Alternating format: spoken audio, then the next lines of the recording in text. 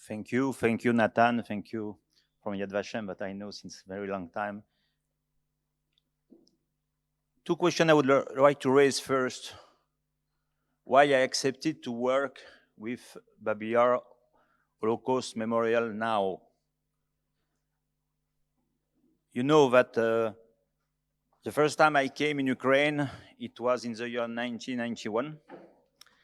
And I was invited to a ceremony after to inaugurate the first stone of the museum. And we were 300 people and 50 with the World Jewish Congress doing that. And we were still waiting for the second stone. So suddenly, when I saw that a foundation arrived and was really building something, I decided to accept to participate. The second thing that you can raise is why a goy and more a priest is involved in that. Some people who don't know me, my grandpa was deported from France in July 42 after denunciation from France to Ukraine in Ravaruska, after in Lviv, and after in Stryj. And he came back, and I was grown by my grandpa, and he always said something. I was in a camp, because he was in a camp of Soviet prisoners, a camp 325. But he told me outside the camp was worse than a camp. And me as a child, I couldn't understand what could be worse than a camp. So I went to study. I decided to study in Yad Vashem. I went 7 times to study there. And after I say, okay, it didn't happen in Yad Vashem, I had to come back to Ukraine. And began a long story now since 17 years with my organization called Yachad Inunum, means together in Hebrew and in Latin. We have filmed 8,000 people present at the killing. Not all Ukrainian, because for German, it was not an Ukrainian story. We investigate from Lithuania to the border of Azerbaijan. 8,000 people, simple people, were present at the killing site. Why there were so many people present? Why are we still investigating now? It was my first shock, I would say, because the shootings of the Jews, of the Roma, of the communists were public. It means it was like a show sometime. It was like a carnival. I remember in a village, a lady told me, she was a child, the director of the school came and said, tomorrow no school, because we kill our enemies. You are free to go, and it will be the lesson the day after. She told me we were 37 children, very early morning, running to the mass grave. She told me we were too early. There were no Jew and no German, so we sat under a tree, and we tried to find a good place to watch. And she stayed the full day. I remember asking her, did you see your friends from school being shot? She told me we could not see because there were too many Ukrainians around. And she told me I cried a lot. So I say, Ma'am, why did you stay? Because you cried. And I will never forget. She told me what I heard hundreds of times. It was interesting for us, the children. And I can tell you, I heard this phrase hundreds of times. It was interesting for us, the children. So, you know, first, to investigate about the shooting is not only an historical research, it's a human big question. It meant when you were not Jew, you were not Gypsy, you were not communist, you were not partisan, you were sure you will not be shot or only a mistake, so you went to see. People were attracted to see the Jewish die. You know, I began in Ukraine. So the tendency is to say, oh, bad Ukrainian, bad Ukrainian. After I worked in Poland, say, oh, bad Polish, bad Polish. After I worked in Lithuania, you say, bad Lithuanian. After I work in Russia, you cannot say bad Russian because you lose your visa.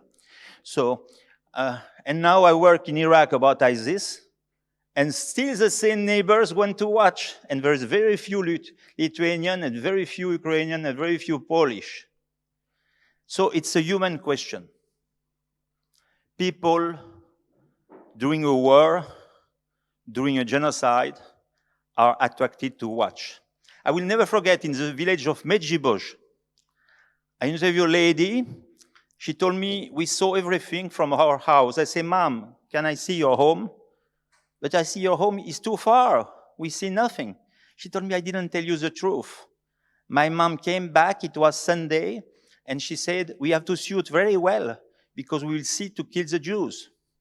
And she told me the first shooting, we got a very good place, but the second shooting, we didn't get a good place. So I think it's one part of our investigation. I remember I was wondering why the Germans killed the Jews in public, why they didn't kill the witness. And I raised this question to a German historian, very well known. He was laughing. He told me, you know, for a German at that period, they were thinking, who will believe an Ukrainian farmer? Nobody. So we decided to investigate. We have filmed 8,000 people, investigated 2,700 extermination sites. And I will say until now, as says Nathan, we are still at the beginning. Why? Because there are big parts of shadows. A big part of shadow, by example, is what happens to the belonging. I interview many people who kill Jews. Not necessarily Ukrainian, be safe. I interviewed, the biggest one was a Romanian. He killed himself 223 Jews. But as he was a military, he was not been considered guilty. It's easier for somebody to say, I killed Jews, or my mom was killing Jews in a pogrom, but to say we took the belonging. Easier. Why? Because it's a taboo. And secondly, when you take the belonging, you can't give it back. So, for Babi Yar, by example, for me, I know historians worked a lot about that, but how they could take all the belonging out of each building. Some buildings in Kiev are very high. It's not easy to do. How they did it? Has it been stolen by the neighbors? Has it been very well reserved by the German? Another question, in Kiev, how they could focalize each German family. It's not easy to know that the fifth floor, it's a Jewish family, and just after, it's not a Jewish family. I think if we open a field of research in Babi Yar about all the shadows who stay in these mass crimes, we can open hope. Why? First, it's not an Ukrainian story. The Germans didn't care. By example, when they killed people in Belarus, Belarus were really anti-German. Nevertheless, they killed the Jews. Hitler never missed workers. He never missed people. He was in no country where people say, no, we have nobody to kill the Jews. Either it was German, either it was local, either he introduced people from outside. So it's a question that is important today and not only for yesterday. Why is it important today? Because today there are still mass killing. We can say it's another story. I work in Iraq, I work in Syria. We can say it's another story. It's of course, by evidence, another timing, another ideology. But Baghdadi, Abu Bakr Baghdadi, never missed people too. People came from all over the planet to participate. People came from America, from Australia, from Saudi, from Jordan, from France, from Germany, from Belgium, from everywhere to be part of the killers. And ready to die for that. Most of them died. So it's the first question, why so many young people joined Hitler and were ready to die to kill? Why so many people left very nice country like Australia and France or America and joined Abu Bakr Baghdadi and killed. Same science of killing. Same also, I would say, silence of the global population, global opinion. Now we know everything. I'm sure that during Babi Yar, if the small telephone existed, we would have thousands of pictures where people want to take a souvenir from Babi Yar. Me, I interviewed only 2 families in Kiev a long time ago, and they were climbing on the roof of their house to be sure to watch something. I'm sure it was not secret, it was public. So we have to go on investigating historically about Babi Yar, to investigate also anthropologically, to know how it could happen with so many people, not only for yesterday, not only for Ukraine, but to heal the planet. And my dream is that in Babi Yar will be a center where we will teach how mass crimes happened and how we can stop mass crime happening today. The last thing I would say is that to build a memorial in Babi Yar is historical. Why? Normally we build memorial near camps, like Auschwitz, like Belzec, like Sobibor, like Majdanek, because there is something to see. Barbed wires, barracks, trains, ovens. But near a mass grave, it will be the first big memorial near a mass grave. Normally near a mass grave, we make only a small monument, we put the date and a place to say Kaddish and Zeu. But to do that is really an anthropological revolution. People are more afraid to souvenir of mass grave than to souvenir of camps. If you go in the street of Paris or in Washington and you ask, if you say Holocaust, what do you think? Auschwitz, Hitler. That's it. Nobody will say Babi Yar. Nobody will say that more than 2 million people will be shot. You could have shot people in public with taking pictures. People doesn't fit in the memory. People are afraid of mass graves. And the mass killers learned. I will finish by that. I was a friend with Stefan Vulkanowicz. He was Polish, founder of ZNAK, and he was member of the International Committee of Auschwitz.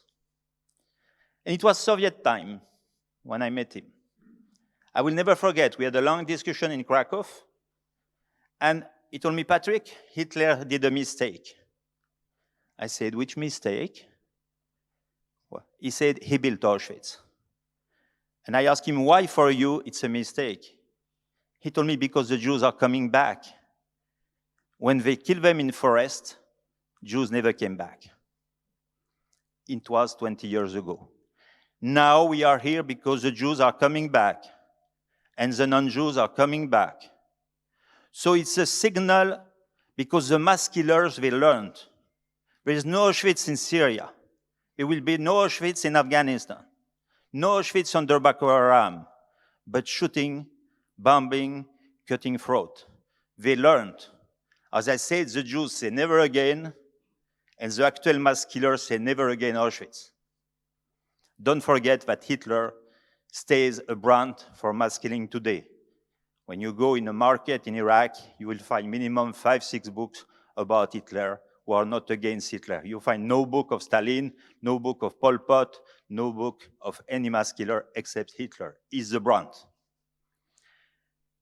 So for me to come in Babi Yar, after 20 years of investigation in post-Soviet Union, is to build a signal for the actual mass killer.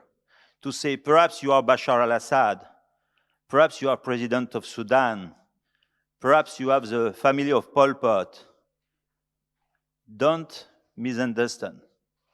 We came back in Babi Yar. Sooner or late, somebody will come back to your mass grave and you will be considered guilty. Thank you.